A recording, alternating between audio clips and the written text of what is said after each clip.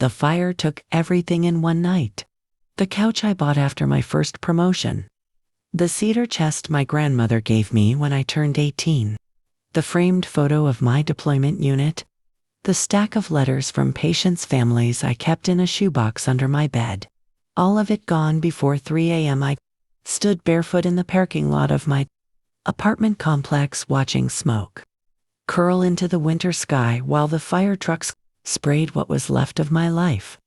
My name is Rowan Hale. I'm 36 years old, a hospice nurse and an Army veteran. When something catastrophic happens, I don't panic. I assess, I document, I stabilize. At 2:14 a.m., I called my parents. That's what you do when your world collapses. You call home. My mother answered on the fourth ring, already irritated. "Do you know what time it is?" she said. I told her my apartment was burning. There was a pause. Not fear, not concern. "Well," she replied, "maybe if you weren't so careless this wouldn't have happened." My father took the phone next. "You have renter's insurance, right?" I said yes. "Then you'll be fine," he said. And he hung up. No offer to come. No, "Are you safe?" Just logistics. By dawn, the fire investigator was walking me through the scene. He wasn't interested in sympathy either. He asked one question: "Who had a key to your apartment in the past 2 weeks?" I answered automatically, "Me, the landlord, maintenance." And then I remembered. 2 Sundays ago, my mother asked to borrow my spare key because she claimed she left her reading glasses on my kitchen counter. A week later, my younger sister, Marla, asked if she could temporarily store some decorative boxes in my hallway closet because she was for her wedding. I said yes. I always said yes. The investigator nodded slowly and mentioned something about irregular burn patterns and residue near the stove. "This doesn't look accidental," he said. The words didn't shock me. They aligned. 3 months from now, Marla was supposed to have a vineyard wedding with imported flowers, a live band, and a guest list that looked more like a corporate gala. My parents had quietly taken out a second mortgage to help fund it. They never told her the full amount. They told me. They always told me. I was the responsible one. The steady one. The daughter who handled paperwork and didn't complain. Standing in the snow watching the last of my balcony collapse inward, I realized something I hadn't wanted to consider. My renter's insurance policy included full replacement value coverage and a supplemental umbrella rider. Because of my veteran status, the payout would be substantial, large enough to solve certain temporary cash flow issues. I didn't accuse anyone that morning. I didn't cry. I rented a hotel room and opened my laptop. I pulled my policy documents. I reviewed recent texts. 2 weeks earlier, my mother had casually asked about my coverage limits. I had answered without thinking. Marla had texted, "Don't forget to renew before next month." The policy renewal was scheduled in 12 days. 12. The timing wasn't random. I forwarded the investigator the list of everyone who had access to my key. Then I waited. The arson report came back in 72 hours. Accelerant confirmed. No forced entry. Surveillance footage from a neighboring building showed a vehicle matching my mother's SUV, parked outside my complex at 11:42 p.m. 2 nights before the fire. The timestamp aligned perfectly with when she claimed to be asleep. Gasoline traces were found in the trunk liner. The decorative storage box recovered from the kitchen bore Marla's initials on the underside of the lid. The ignition point was deliberate. I drove to my parents' house the next afternoon. My father opened the door and tried to look annoyed instead of nervous. "You're making this bigger than it is," he said before I even stepped inside. I placed the printed report on the kitchen table. My mother's hands trembled when she saw the surveillance still. Marla's face went white when she saw the photo of the scorched storage box. "It was an accident," she whispered. I didn't raise my voice. You poured gasoline in a third-floor unit above 3 families, I said evenly. That's not an accident. My father tried to pivot to image. If this gets out, your sister's life is over. I met his eyes. My home already is. The detectives applied for a warrant the following day. My mother was charged with conspiracy. Marla accepted a plea deal to avoid extended incarceration. The wedding vendors withdrew. The vineyard venue demanded immediate payment. Jackson's family distanced themselves quickly. Public reputation evaporates faster than smoke when documentation surfaces. My father called me once more before formal charges were filed. You'd put your own family through this, he asked. I didn't hesitate. You put 3 families at risk for a deposit. The insurance payout was frozen, pending investigation. That meant no quick fix, no wedding rescue, no quiet transfer. What my parents didn't anticipate was that my umbrella policy included civil restitution coverage, legal fees, property reconstruction, liability damages. I didn't celebrate that clause. I didn't weaponize it. I let it sit there like gravity, constant and unavoidable. Months later, my condo was rebuilt under stricter code compliance. I moved back in with reinforced balcony doors and a stronger insurance rider. My parents sold their house quietly to settle outstanding debts. Marla relocated under probation supervision. The wedding never happened. My father stopped calling me dramatic. He started calling me prepared. When people ask me how I stayed so calm, I tell them the truth. I'm trained to assess trauma without becoming it. I don't scream. I document. The night my apartment burned, my family thought I would panic. They thought I would fold. They forgot something fundamental. Quiet doesn't mean weak. It means watching. It means remembering. It means waiting for the moment when the truth doesn't need volume. The match they lit didn't erase me. It exposed them. And once exposure happens, it doesn't reverse. The day the charges were filed, my mother didn't call me. My father did. His voice was lower than I had ever heard it, stripped of the authority he used to wear like armor. They're treating this like a crime, he said, as if that detail were surprising. I didn't respond right away. I was sitting at my kitchen counter in the temporary rental the insurance company provided, staring at a stack of new purchase receipts for dishes and bedding. I never planned to buy twice in one lifetime. It is a crime, I said calmly. You don't understand, he continued, frustration bleeding through. It was supposed to scare you, not burn the whole place down. That sentence did something inside my chest that no accusation had managed to do. It wasn't denial. It was confirmation. I leaned back slowly in my chair.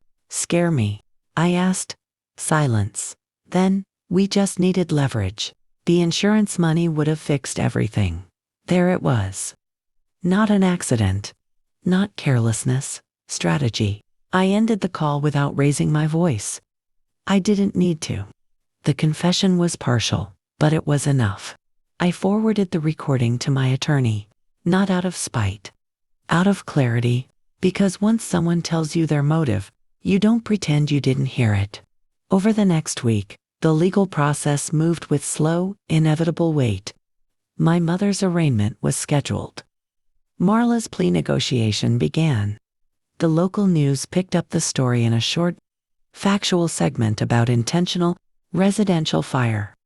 Connected to insurance motive, they didn't mention my name, but in a town like ours, anonymity doesn't last long. The calls started. Neighbors, church members, extended family who hadn't spoken to me in years. Most asked how I was holding up. A few suggested forgiveness. One aunt said, "They're still your parents." I answered each call the same way. They were. The hardest part wasn't the legal proceedings. It was the shift in perception. For years, I had been the quiet one, the steady one, the reliable daughter who handled paperwork and emergencies without complaint. Now, suddenly, I was the woman who pressed charges. The woman who sent her own family to court. People prefer simple narratives: victim, villain, martyr, but reality is layered. I didn't press charges out of anger. I pressed them because 3 other families lived in that building.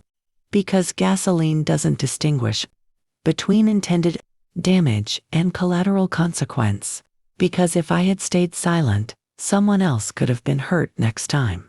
2 weeks after the charges were filed, my father showed up at my rental unannounced. He looked older, smaller, not physically, structurally. The man who once dismissed my career as soft stood in my doorway asking if he could come inside. I let him. He didn't sit down right away. He walked slowly around the living room, looking at the temporary furniture, the cardboard boxes, the framed deployment photos I had managed to salvage because it had been near the hallway. I didn't think it would go this far, he said quietly. I didn't respond immediately. You never think it goes this far, I replied. He rubbed his jaw and nodded slightly. I was trying to protect your sister, he added. By risking my life? I asked evenly. He didn't have an answer for that. He finally sat down and looked at me without defense. I underestimated you, he said. That wasn't apology.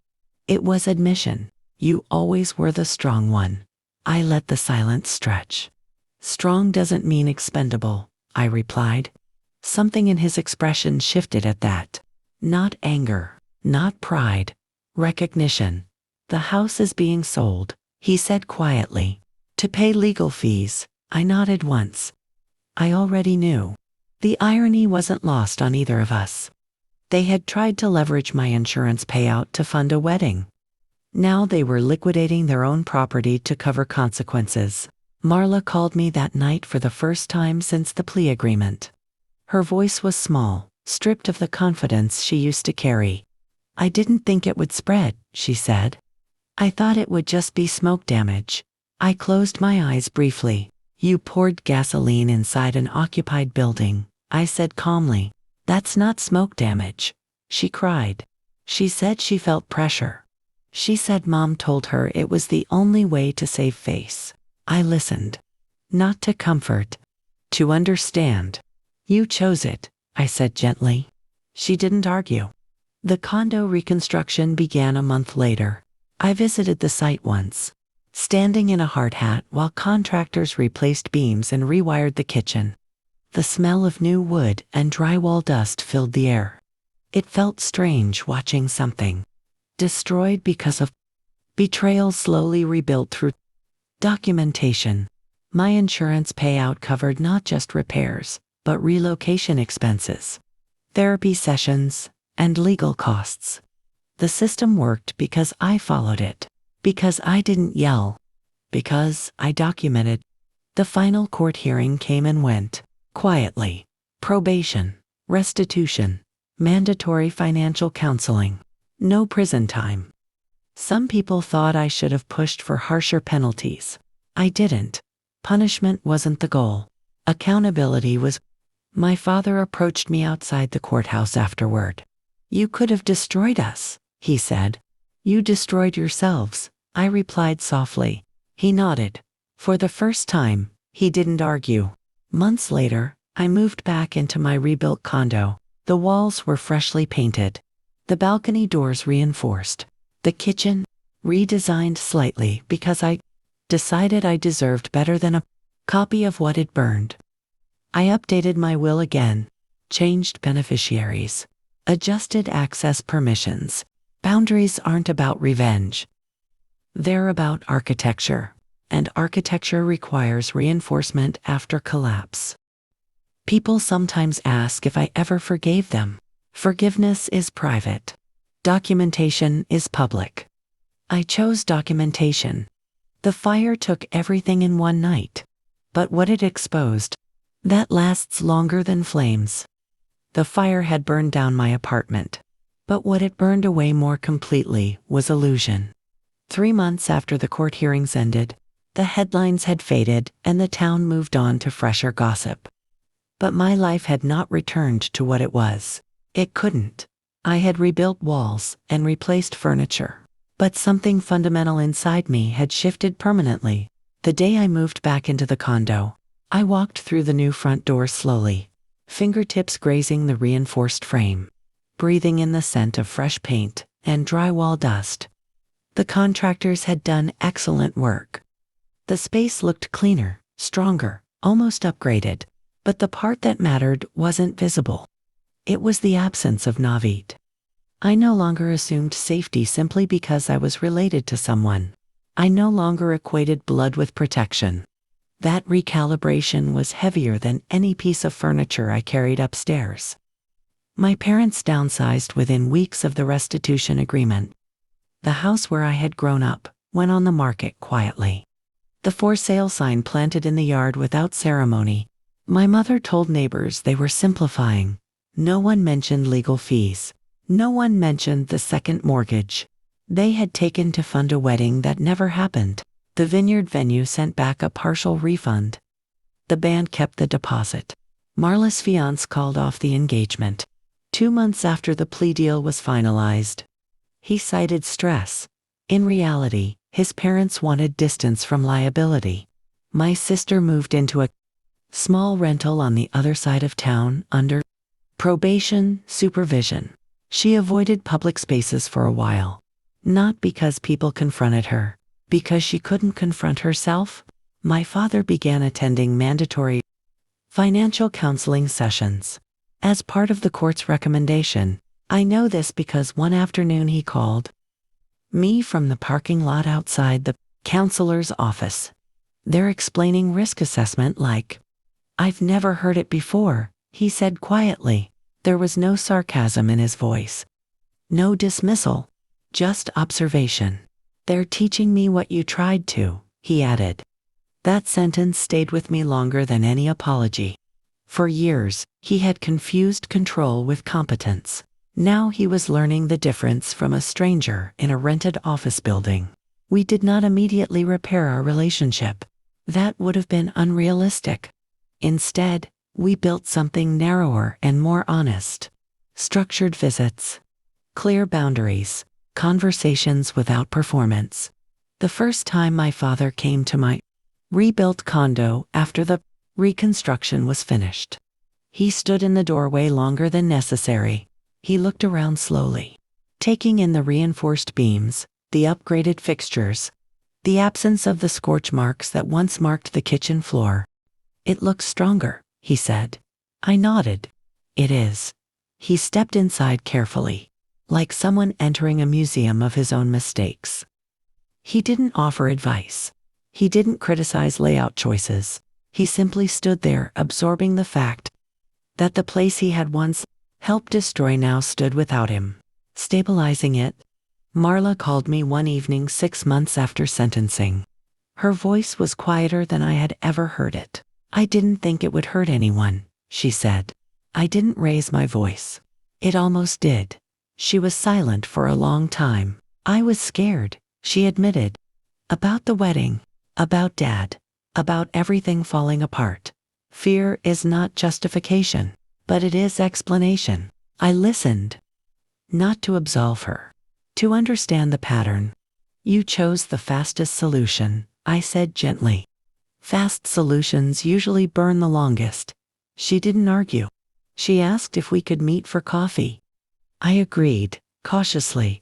The meeting was awkward, but not hostile. There were no dramatic reconciliations. Just quiet recognition that desperation, combined with entitlement, becomes dangerous. The legal record remains permanent. So do my boundaries. I removed my parents as emergency contacts. I separated financial access entirely. I updated beneficiary designations on every account. Not as punishment, as precaution. Some people think forgiveness means restoration. I think forgiveness means clarity without revenge. I did not ruin their lives. I refused to let them ruin mine. The biggest change, however, was internal. Before the fire, I operated on the assumption that I could absorb impact quietly and everything would stabilize. After the fire, I understood that absorption without correction invites repetition. The next time someone in my life attempts to minimize risk or manipulate narrative, I won't wait for smoke to see the pattern. I will respond at the first spark. A year after the fire, I was invited to speak at a nursing ethics conference about documentation and professional boundaries in crisis situations. When I stood at the podium, I did not tell the story as a revenge narrative. I told it as a case study in risk management and emotional detachment under pressure. I explained how trauma can either destabilize you or sharpen you. I spoke about the difference between reacting and responding. Afterward, a younger nurse approached me and said, "How did you stay so calm?" I smiled slightly. "Training," I replied. But the truth was deeper. Calm is not the absence of pain. It is the refusal to let pain dictate strategy. My father attended that conference quietly, sitting in the back row. He didn't tell me until afterward. When I stepped off the stage, he was waiting near the exit. "You weren't cold," he said slowly. "You were precise." That word mattered. Precise. Not vindictive. Not dramatic. Not unforgiving. Precise. "I learned that from watching you," I said. And for the first time in months, he looked startled instead of defensive. Because precision is a skill he once valued in business, but never applied to family. The night my apartment burned down, I thought I had lost everything. In reality, I lost illusion. Illusion that loyalty overrides accountability. Illusion that silence preserves harmony. Illusion that family cannot cross certain lines. What I gained was structural clarity, and structural clarity is stronger than anger. The fire was intentional. The correction was deliberate. The outcome was permanent. They lit the match. I followed the paper trail. And paper lasts longer than smoke. The day the sentencing paperwork was finalized, I didn't feel victory. I felt gravity. Real gravity. The kind that settles into your bones and reminds you that actions don't just echo, they restructure everything they touch. The judge didn't shout. He didn't moralize. He read facts. Conspiracy, insurance fraud attempt, reckless endangerment. Restitution terms. Probation conditions. Mandatory financial oversight. My mother stood small at the defense table. My sister looked hollow. My father sat behind them, hands clasped so tightly his knuckles were bone white. No one looked at me. That was new. For years, they had looked to me to absorb things. That day, they didn't. When it ended, there was no cinematic confrontation in the hallway. No screaming apology. No collapse into tears. My mother passed me on her way out and paused for half a second like she might speak. She didn't. My sister didn't look up at all. My father stopped in front of me, held my gaze, and said only, "We deserved this. Not you did. This. Not this. Shouldn't have happened." Just a simple admission of consequence. It was the most honest sentence I had heard from him in years. But courtrooms are only the legal ending. The emotional one takes longer.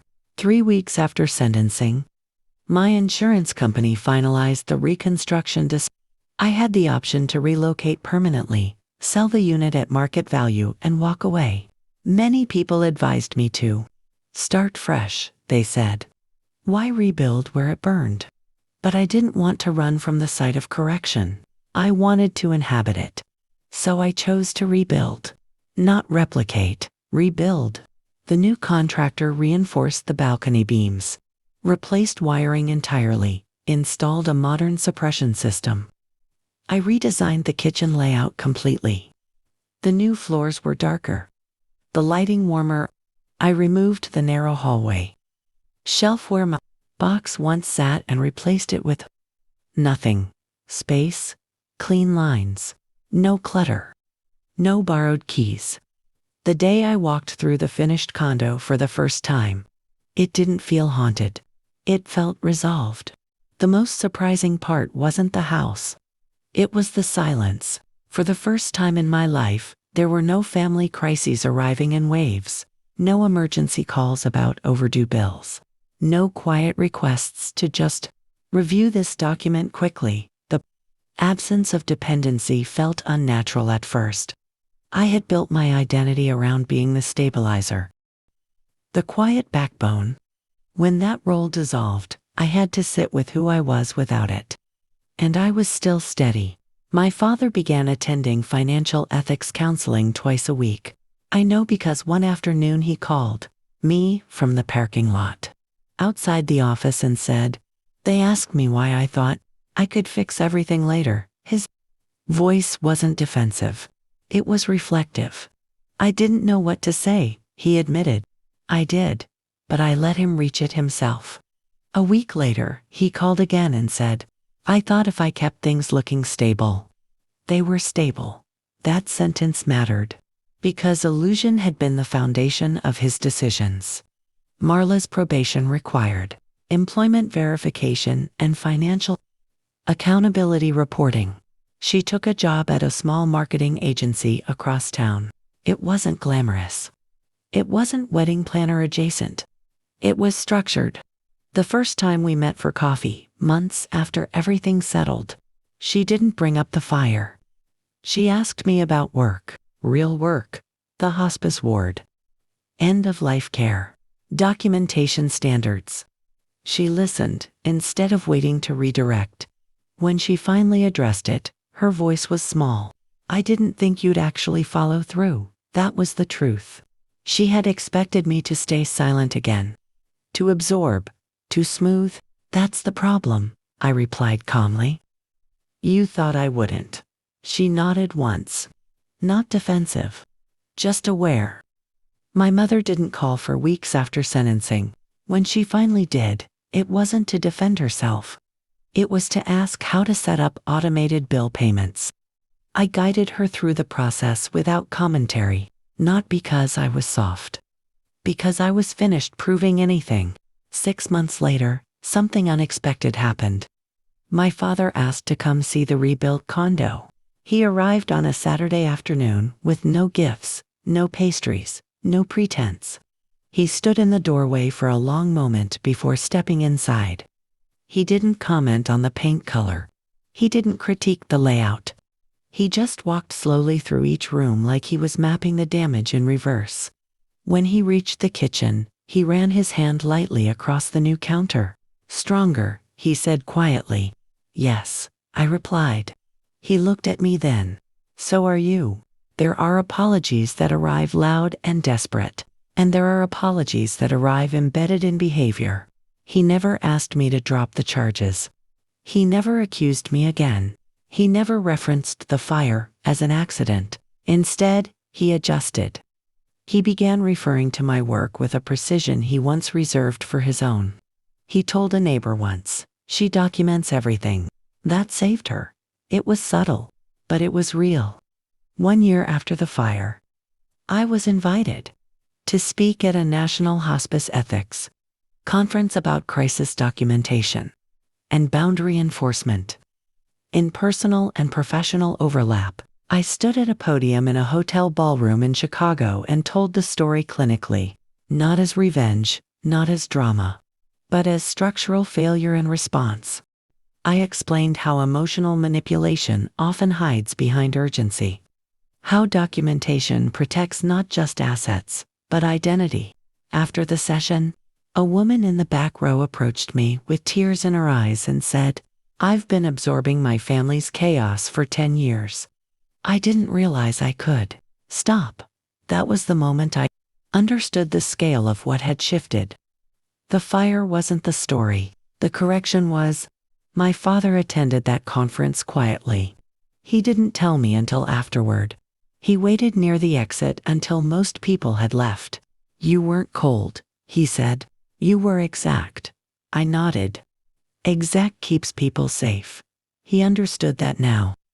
The house my parents had sold quietly to cover legal expenses was gone.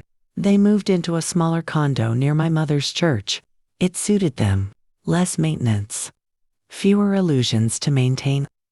My mother began volunteering again, but differently this time, not as someone curating image, but as someone actually participating.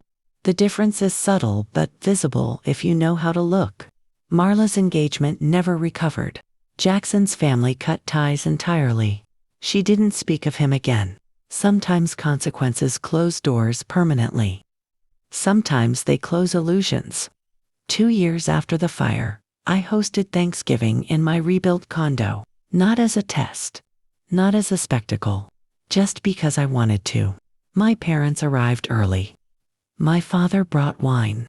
My mother asked if she could help in the kitchen. I let her chop vegetables. Not because I needed the help. Because, she asked. We sat down to dinner without ceremony. No toasts about resilience. No speeches about forgiveness. Just food, conversation, normal volume. When someone mentioned the fire casually, my father corrected them. It wasn't wiring, he said plainly. No one pressed further. The most powerful shift wasn't legal. It was behavioral. No one borrowed keys again. No one requested financial favors without documentation. No one reframed events publicly without correction. And I no longer volunteered stabilization silently. The biggest truth I learned isn't that family can betray you. It's that betrayal clarifies structure. Before the fire, I believed loyalty required endurance. After the fire, I understood loyalty requires boundaries. There's a difference between forgiving someone and restoring the exact conditions that allowed harm. I forgave in private, but I rebuilt in public. When people ask if I regret pressing charges, I tell them no. Not because I enjoyed watching my family unravel, but because silence would have allowed repetition. The fire took everything I owned in one night, but what it gave me was something I didn't know I was missing. Definition. Not as someone's daughter. Not as the steady one. Not as the absorber. As myself. The match they lit was meant to erase evidence. Instead, it illuminated everything. And once illuminated, truth doesn't dim again. Ever.